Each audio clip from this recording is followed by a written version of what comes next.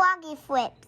So today was just unusual enough that it does require a bit of an explanation just so you kind of know what's going on. Got a message from a really nice fella. His name's Clark, lives a couple towns over. Said he might have some stuff that I was interested in. Sent me a few pictures, looked good. Went there to check it out. And then on the way home, I got a message from another local guy that I've met around town just a couple times in the past. Said he was having a yard sale, again with some stuff I might like, and to drop by if I wanted. Just happened to be going right past it on the way home, so how could I turn down an opportunity like that? So when we get back here, we'll take a look at everything and see what a great day it ended up being. All right, I found it this time. Did you go around the block? Yeah. How's it going, man? Anthony, nice to meet you. Good to meet you. Clark. I kind of got everything laid out here for you. Okay. So feel free to take a look. I got mostly games and stuff over here, cards up there. Okay. VHS tapes, record players. Do you want to talk price about everything, or just like kind of look around and tell you what I'm interested in and then go from there? See what you're interested in. Okay. These are older cards, aren't they? Are these all hollows in here? Yeah. Just trying to get like a little overview real quick.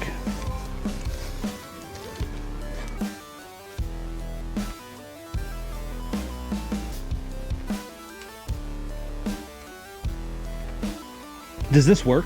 Yeah. It does? Yeah, it's a nice heavy direct drive dual. It's cool. I have another dual inside that I use. Okay. So, all right, so here's the stuff I'm interested in. Sure. Comic. Yeah. Probably all the Super Nintendo games. Maybe all those ones. Probably all the cassettes. Okay. Pokemon cards. Yeah, definitely. Yeah. This little stack of VHS. Okay. That. Right on. And depending on the price of all of them, like maybe all the records, Yeah, or I could pick and choose. I'm up for selling all of them. Okay. Pokemon cards. Yeah. Don't be scared. I do this all the time. I know it's hard to put a price on a big lot of stuff sometimes. $1,000. 1,000? I think I'm pretty close to that. And I know that player working is between like 3 and 5. Yeah. And there's probably some good cards here too, isn't there? Being old hollows. We kind of looked them up just to see if there's any shockers in there. Low win values like 600, high values like 1,500. Yeah. Cool. Greater. I'm good with that.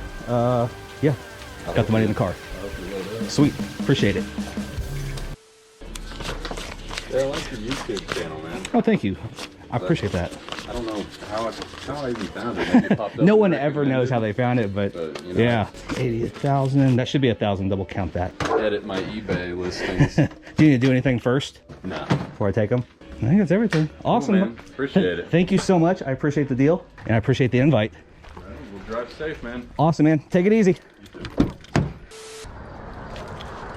How's it going, man?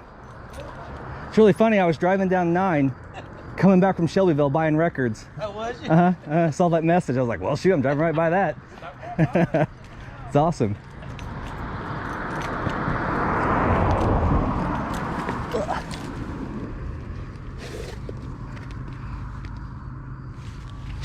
That's cool.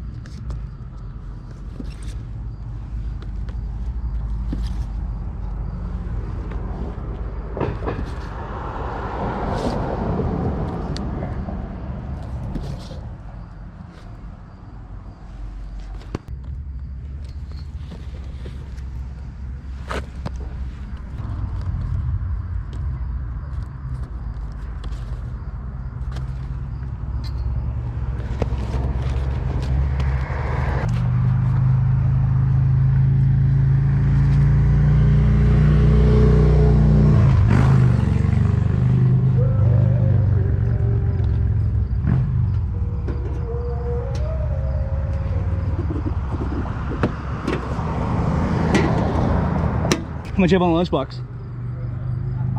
$5.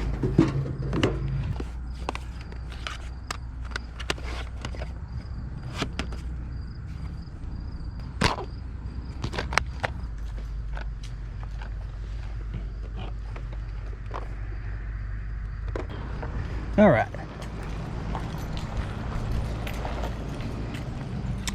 And I added these two things too. Didn't know what the price on those were. 5 and 2. Okay. Got 1, 2, 3, 4, 5, 6, 7, 8, 9, 10, 11. I got 20 on the records. Okay, cool. Yeah, yeah. Do you want to sell the whole box? I'd sell the whole box for $100. $100. For the whole box of them over there. Trying to think. All right, let me just do these for now. So we got 32. Cool, man. We'll just call it 40. All right, cool, man. Awesome, buddy. Appreciate the heads up. 50 on all those records? I mean, I would, yeah. I'd put 50 on. Cool.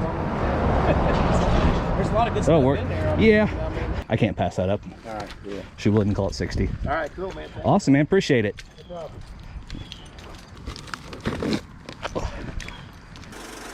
All right, we are back in the garage. As you can see, it turned out to be a great day. First stop was like my own private little yard sale. Second stop was not private, but somehow I managed to get there before it was completely ravaged. And I am thrilled with everything I picked up. Ended up spending, I think, $1,100 total, which is a lot of money to spend. But you'll soon see why that is not that big of a hurdle to overcome in this situation. So real quick, let's take a look at everything. So this is a lot of the stuff I picked up from Clark. Obviously, I couldn't fit everything up here. There was a lot of records. I'm sure there's arguments that could be made about both places for buying everything, but like I've said before, for me it's not about buying every single profitable item or every item with collectability. It's just about grabbing the stuff that I personally want to deal with. So let's talk about why $1,000 was such a great deal for this haul right here. This over here is the bulk of what I would call the extra stuff, and as far as extra stuff goes, it's pretty good. Grabbed a few of the VHS, mostly Star Wars. These different versions of the trilogy usually do pretty well for me. Got a bunch of cassette tapes, some really good ones. A bunch of Rush. Got the Eagles, Blue Oyster Cult, Jefferson Starship, Queen, Arlo Guthrie, Bush, Cheech and Chong, Eagles, Berlin, Smashing Pumpkins, Siamese Dream. This is probably actually a $20 or $25 cassette on its own. Neil Young, a couple Tom Petty's. I believe today is actually Tom Petty's birthday. Led Zeppelin, Dire Straits, John Cougar Mellencamp, Phil Collins, a couple James Taylors, Crosby and Nash, Aerosmith, Motley Crue. So really good stuff. Most of this lots up really well. The Rush will all lot up by itself. Picked up this 2020 remastered version of Ant-Man, graded 9.6, so it's a very high grade. Not a super desirable comic right now. I think the last one I saw that actually sold with a grade close to that was right around $100. Still very cool. Grabbed all the SNES cartridges and the N64 cartridges. Nothing crazy in here. There are a couple Marios. There's Mario Paint, Jurassic Park. There's Mario All-Stars. I never know how to pronounce this. Illusion of Gaia, Mecha Robot Golf, and NBA Jam. And for the N64 games, we have Star Wars Rogue Squadron, Bass Hunter 64, Star Wars Episode 1 Racer, NBA Hang Time, Extreme G, Tony Hawk's Pro Skater 2, A Bug's Life, 007 The World Is Not Enough, Turok, and Star Wars Shadows of the Empire. When you really start to break it all down, probably $200 to $300 in value over time for this stack right here. Where the value really starts to come in is with this turntable right here. This is a dual 1219. Beautiful, beautiful table. Vintage, made in Germany, nice wooden case. It does have the dust cover, as you probably saw. If you're talking not working for parts, this unit usually sells for about $100 to $200, somewhere in there. If it's nice and working, you start getting more into the $300 to $500 range on the higher end when they do have the dust cover. So as long as it works, we're looking pretty good there. So the good thing about this one is it does indeed work. That flash, it's reaching out! Get back, everybody! Everybody back! And it works beautifully. So we are definitely talking in that higher range of value, which cuts a big chunk out of that initial investment. I ended up buying all the records that he had out there. I think there was right around 123, if I remember correctly. This is only a small sampling. When I got him home and really went through everything, there's only a few that I probably wouldn't have grabbed. So it definitely made sense to buy them all. Very, very conservatively, if we say that there's a $15 average selling price, which I think is low, then this deal already made sense at 123 records. But just to flip through some of my favorites, here's a first pressing of The Doors' LA Woman with the withdrawn yellow cover, a first pressing of Strange Days by The Doors, first pressing of 13 by The Doors, First pressing of Working Man's Dead by the Grateful Dead with the upside down back. Grateful Dead Skeletons from the Closet. Grateful Dead American Beauty first pressing. Bunch of Rolling Stones. Rolling Stones. Rolling Stones. Rolling Stones Some Girls with the band cover. A sealed copy of Lemonade by Beyonce. Santana. Santana. Santana. Michael Jackson Thriller. It does have the Michael Jackson producer credit on it. One thing you want to look out for on Thriller records, same barcode, but if you don't see a Michael Jackson producing credit right there, it's a little bit more sought after, just so you know. A first pressing of Coal Miner's Daughter by Loretta Lynn, R.I.P. Aerosmith Toys in the Attic. This cover's a little rough, but the vinyl looks good. From all the records I've examined so far, I would say at a minimum, we're looking at VG Plus for most of these. A lot of them even higher. Supertramp Paris, Fleetwood Mac, Duran Duran, Dire Straits, Bob Dylan, bunch of Chicago, Chicago, Chicago, Chicago, Chicago, Cheap Trick, Boston, Boston, Grand Funk Shining On, Genesis, Journey, Journey, Kansas, Kansas, Paul McCartney, Mamas and the Papas, Mamas and the Papas. Of course, what collection is complete without 2 copies of Indigata Devita, Jefferson Starship, Heart, Phil Collins, Creedence, Genesis, Bad Company, Bread. And again, this is just a small sampling. There's basically 2 more small crates left, so happy about these. And then we have all the Pokemon cards. I tell you, I love being surprised by Pokemon cards. I've not really been through many of these yet. These are just early cards. Not many first editions. They're all like unlimited and everything. No holos in these stacks here.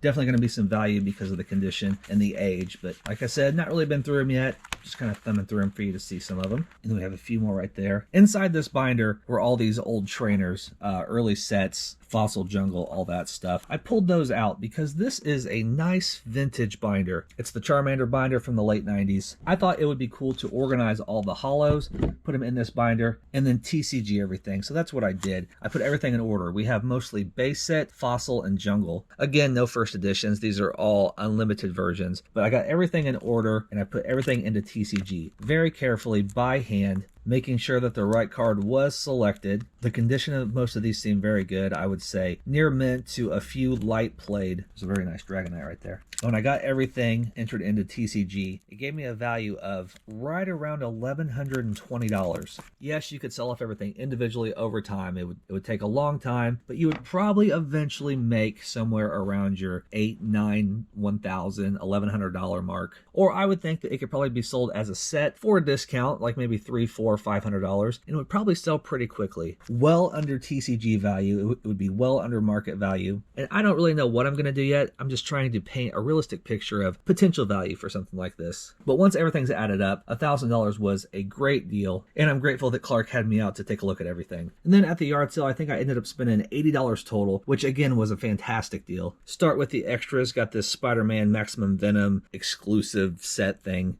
Not really sure what this is worth, but I thought it was kind of cool, and I didn't pay very much for it. Got the Knight Rider lunchbox in pretty good overall condition. Does not have the thermos, but I only paid $5 for this. In this kind of condition, even without a thermos, it could go for between like 20 and 40 bucks. Not to mention, it's Knight Rider, so that's just cool. And then there were a few video games there. I decided to leave most of them for other people, but I did grab the GameCube A Day of Reckoning. It is complete. I think this sells for somewhere between like 15 and 20 bucks. And then got another great group of records. I think there was somewhere around 70 or 80 total. Got like 30 or 35 up here. I think I was a little squeamish at first to buy them all just because I had just bought so many records. But then when it came in at 50 bucks, it just seemed stupid not to. And I saw the error of my ways. But real quick, just some of the best stuff that I pulled off the top. We have the Decemberists, the Police, the Eagles, DJ Jazzy Jeff, Beastie Rap, a sealed copy of Brian Wilson, That Lucky Old Son, Buffalo Springfield, ZZ Top, White Snake, a really nice copy of Curtis Mayfield's Sweet Exorcist, Neil Young, Foreigner, The Byrds, Yes, Eagles, Traffic, the Star Wars soundtrack, The Ruddles, Stories of the $6 Million Man, Chase, Chicago, Bee Gees, Bread, Ooh La La, Dave Edmunds, Flash in the Pan, Bob Seger, Doug and the Slugs, Rod Stewart, Leon Russell, Peter Frampton, more Bee Gees, the sensational Alex Harvey Band, Rick Derringer, Air Supply, Dave Edmunds, the Michael Zager Band. 80 bucks for everything. This is just a deal that you can't go wrong with. There's still a bunch more down here that you didn't see, and there's still good stuff in here. You just can't lose with a buy like this. That is all I got for you this time. As always, I want to thank you so much for watching the video, but until next time, stay safe, stay healthy. Love ya. Bye. When they hear that cha-ching and they all look at me, I guess they'll know I'm buying this crap.